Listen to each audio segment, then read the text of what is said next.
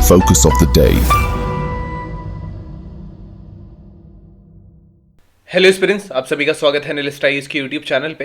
तो एक cold war Ellaquai treaty थी जो कि treaty on conventional armed forces थी, which was also known as the CFE treaty. तो यहां पे पहले रशिया ने विड्रॉ किया, उसके बाद नाटो ने इसको सस्पेंड कर दिया है।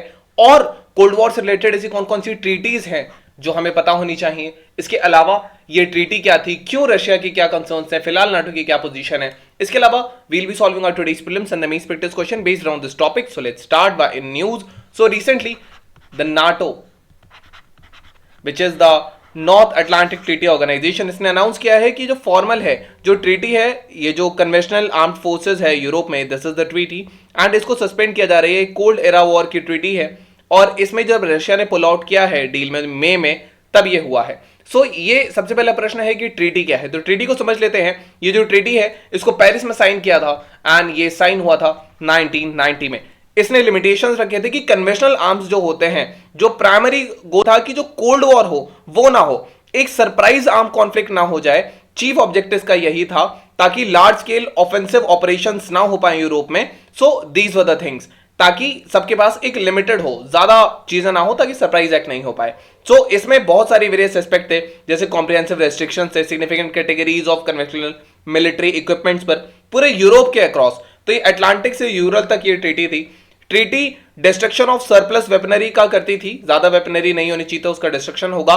इफेक्टिवली इसने सोवियत यूनियन का जो सब्सटेंशियल क्वांटिटेटिव एडवांटेज था कि उनके पास क्वांटिटेटिवली वेपन ज्यादा थे, कन्वेंशनल वेपन यूरोप के मुकाबले, तो इसको काउंटर करने में हेल्प आए थे।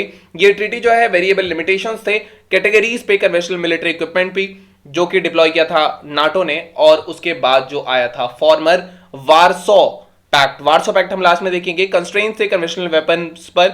सो ये जो ट्रीटी थी इसको अक्सर corner stone of European security कहा जाता था। अब प्रश्न यह है कि रशिया इससे बाहर क्यों आया है। तो जो रशिया है, रशिया ने इस ट्रीटी को 2007 में सस्पेंड कर दिया था। 2007 में सस्पेंड करने के बाद अपना इंटेंशन उन्होंने बताया था 2015 में। Later on what happened, recent move जो था जहां फाइनलाइज विड्रॉल देखा गया, ये जब रशियन प्रेसिडेंट ने मई 2023 में फाइनली इस ट्रीटी को उन्होंने डिनाउंस कर दिया। रशिया ने ब्लेम किया कि यूएस और उसके एलाइज जो हैं वो बेसिकली एक डिस्ट्रक्टिव पोजीशन पर हैं उस ट्रीटी पे, तो हम इस ट्रीटी को नहीं कर सकते। इसके अलावा जो है वो है कॉन्फ्लिक्ट, जो यूक्रेन का कॉन्फ्लिक्ट है। रशिया का जो इन्वेजन जब से फरवरी 2022 से हुआ है, इससे सिग्निफिकेंट मिलिट्री प्रेजेंस है यूक्रेन में। सो ये इस ट्रीटी से बाहर निकलने को रशिया को एक तरीके से यही देखकर रशिया बाहर आया है। एंड कॉन्फ्लिक्ट जो है इसके डायरेक्ट इंप्लीकेशंस है नाटो मेंबर्स के साथ, जैसे यूक्रेन है, पोलैंड है, स्लोवाकिया है, रोमानिया है, हंगरी है। अब प्रश्न है कि रशिया के क्या कंसर्न्स है और नाटो की क्या पोजीशन है। तो रशिया क्लेम करता है कि जो ये ट्रीटी थी, अब इसके ये जो इनके इंटरेस्ट थे इनको ज्यादा सर्व नहीं करती है, क्योंकि ये कन्वेंशनल वेपन्स पर काम करता था, लेकिन अब है एडवांस वेपन्स की इरा। सो रशिया ने ये भी साइड किया जो ट्रीटी है ये अनएक्सेप्टेबल है स्टैंड पॉइंट पे, क्योंकि इसकी फंडामेंटल सिक्योरिटी इंटरेस्ट जो है वो रशिया के फेवर में नहीं है। डेवलपमेंट्स थे यूक्रेन और नाटो के एक्सपेंशन में, तो ये एक पॉइंट है। नाटो ने अंडरलाइन किया है कि उसका जो कमिटमेंट है कि वो मिलिट्री रिस्क कम करेगा, मिस परसेप्शंस कम करेगा, सिक्योरिटी मेंटेन करेगा। सो ये यहां चीज है जो इस ट्रीटी का सस्पेंशन है, ये अंडरस्कोर करता है जो टेंशन है रशिया और नाटो के बीच में, वही दिखाता है, जिसके सिग्निफिकेंट इंपैक्ट आ रहे हैं ग्लोबल सिक्योरिटी पे, रीजनल स्टेबिलिटी पे एंड खास करके ईस्टर्न यूरोप तरफ। तो ये एक पॉइंट है। Warsaw Pact basically Soviet Union के लिए हुआ था, वील फर्दर सी, एंड जो नाटो है वो इस तरफ की कंट्रीज है, और ये कुछ कंट्रीज है जो फिलहाल नॉन अलाइंड है। तो ये एक पॉइंट है। इसके अलावा है कि बाकी ऐसी कोल्ड एरा की कौन सी ट्रीटीज थी।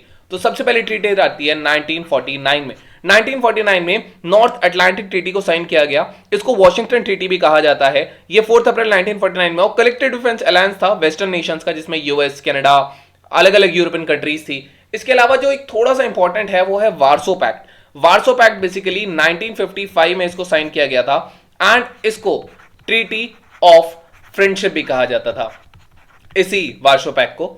सो the thing which happened is friendship.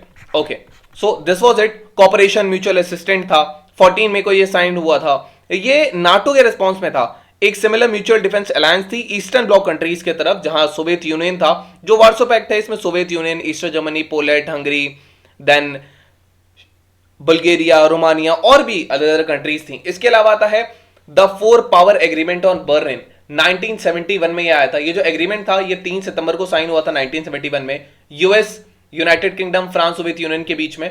ये जो बर्लिन का स्टेटस था कोल्ड वॉर पर, उसको एड्रेस करता था। इसका एम था कि रिलेशंस इंप्रूव हो और टेंशंस ईज हो डिवाइडेड सिटीज जहां भी है। फिर intermediate range nuclear forces treaty है 1987 का, ये 8 सितंबर 1987 को साइन किया गया था, यूएस प्रेसिडेंट ने किया था, सोवियत जनरल सेक्रेटरी भी थे उस समय पे।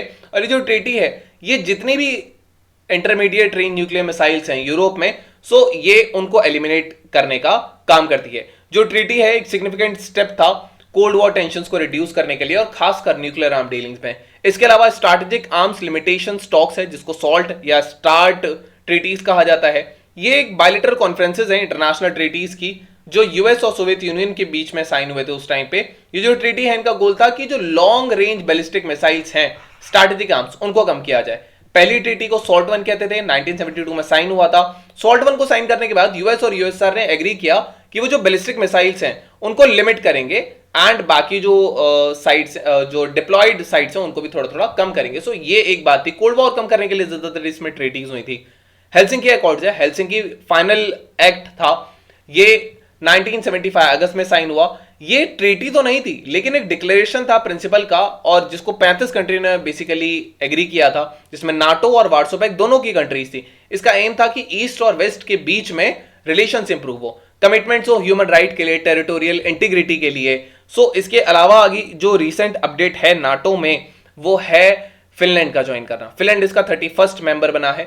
सो ये यहां से शुरुआत होता है नाटो की। 1949 से ये कंट्रीज थे जो नाटो में थे, फिर धीरे धीरे उसका एक्सपेंशन इस तरफ होता गया है एंड यही जो इसका एक्सपेंशन है नाटो का इस तरफ, यही रशिया में कंसर्न कॉज कर रहा है। So these are the things which are related to this. Now we have today's prelims practice question. So the question is asking about the member countries of the NATO. So you can type down in the comment section. They'll let you know if it's correct or not. Then we have today's main practice question. The question says, what are the most impactful treaties of the Europe and Russia? How have these treaties avoided another world wars? So this was all about today's video and session. I hope you understood it well. Thank you. Have a nice day and stay tuned with the list for your better preparation.